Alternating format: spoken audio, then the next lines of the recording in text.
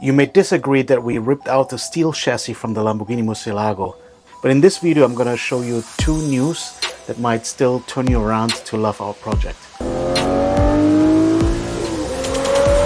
First good news is we actually received a PDF, basically a research paper written from Attila Massini. He basically worked for Lamborghini SPA before, and in that research paper he wrote exactly how the Murciélago, and in particular the Murciélago Roadster, is manufactured.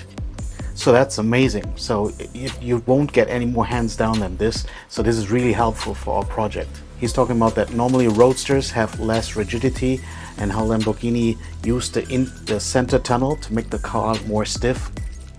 He also talks very much in detail about how to manufacture the carbon fiber components and also how to add additional stiffness for the engine at the back, because the Roadster again has less stiffness, as I just mentioned, overall. So besides the center tunnel, there's also an additional subframe which is protecting the whole engine room.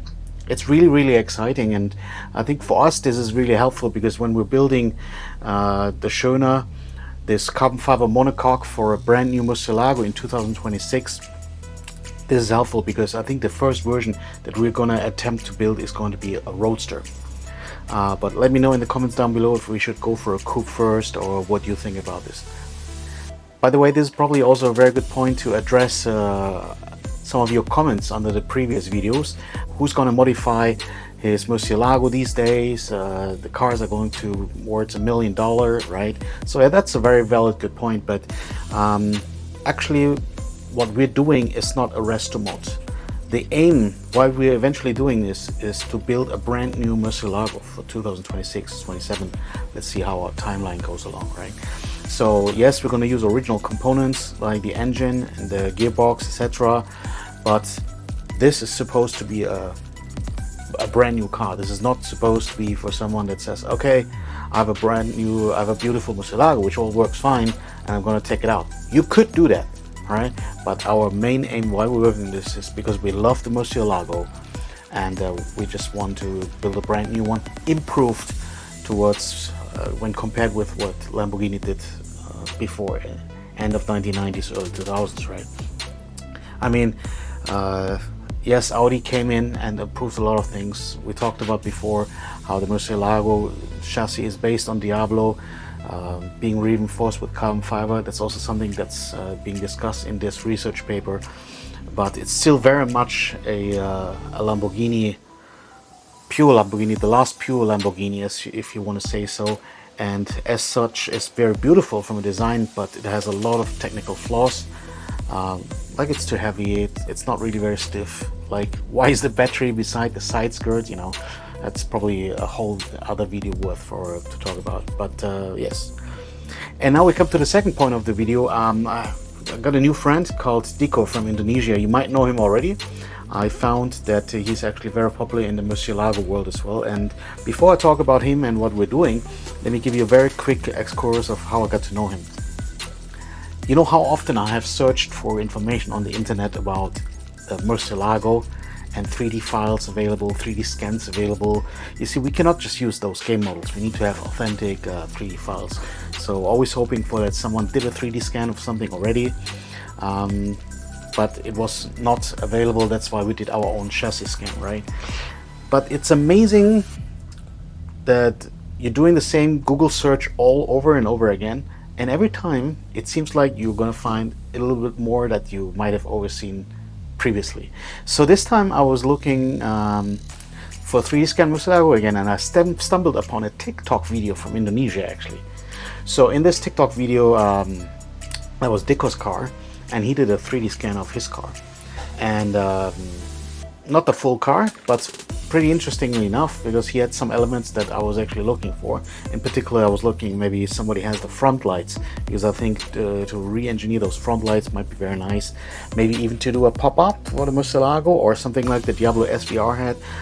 Again, different topic, but that was going through my mind, and I saw he was scanning this part of the car, and yeah, I mean, it was not really a direct Google result. So it was a TikTok video, and then it was not even his own TikTok video. It was from, I believe from the scanning company that did it. and through them I did some more research, and then I ended up to know Dipo. So really cool guy. He's building mostly drift cars. I think his passion is about Murciélago drift cars. And we just chatted very briefly. 1-2 messages we clicked already. I think this is something very beautiful about the Lamborghini world, especially the Murciélago fan base out there. And I said, yeah, can you share something about your headlights? We want to make new headlights. He said, awesome, why not? So he suggested let's trade something. He was interested in the rear chassis. So I said, yeah, we can do that, absolutely. So he shared a scan, which again I was only expecting to get something for the front lights, but it was so much more than this. Beautiful. So besides, of course, we're going to give him something back. We're going to develop some suspension specs for him later for his drift car. But what we received back was basically the car scan of the Murciélago, the whole outer body, no, how do you say this in English? Without the bumpers. And why is that so beautiful and exciting for us is because, again, we are so lucky, and thank you to everybody involved in this project helping us, right? Remember before I spoke about how often do you get the chance to find a bare bone chassis like we did with SOC Customs, right? You can find a Murciélago probably. Also not too easy that someone lets you scan it, but that's already way common. But to find a chassis without anything on it to scan, that was really amazing. And now to find Dipo and his Murciélago, which had a body without bumpers, amazing. And why is that amazing? Because we were able to use the 3D scan because the bumpers were off, so we were still seeing some elements of the structural elements down below, so we could use this as reference points. And as I mentioned in the previous video, we have finished now the technical drawing of the original chassis. And yes, we need to do this first.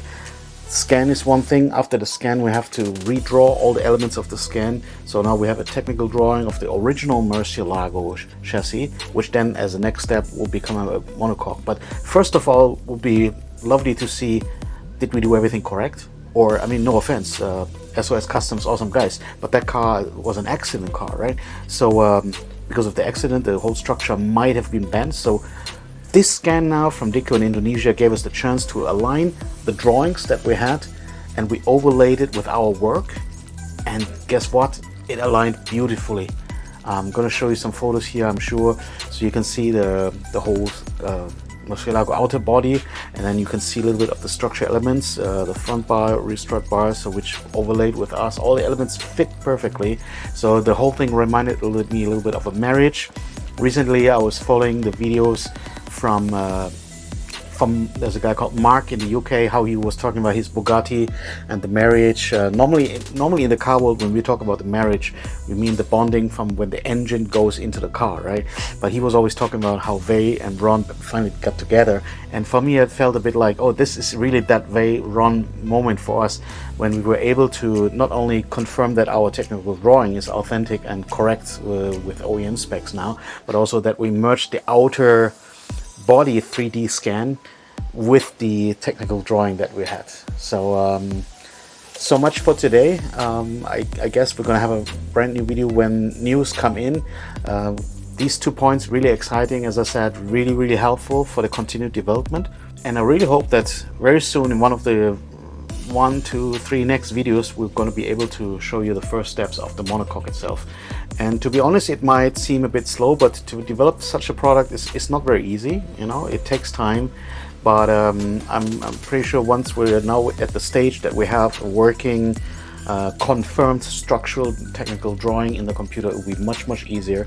So next steps, rest assured, should come much faster. And in the meantime, if you have any questions, let me know down below. And I think the next video probably we're going to discuss the roof of the Murciélago. It's a whole different video worth to talk about it. Thank you so much for watching today, and I'll see you in the next video, the DMC Live.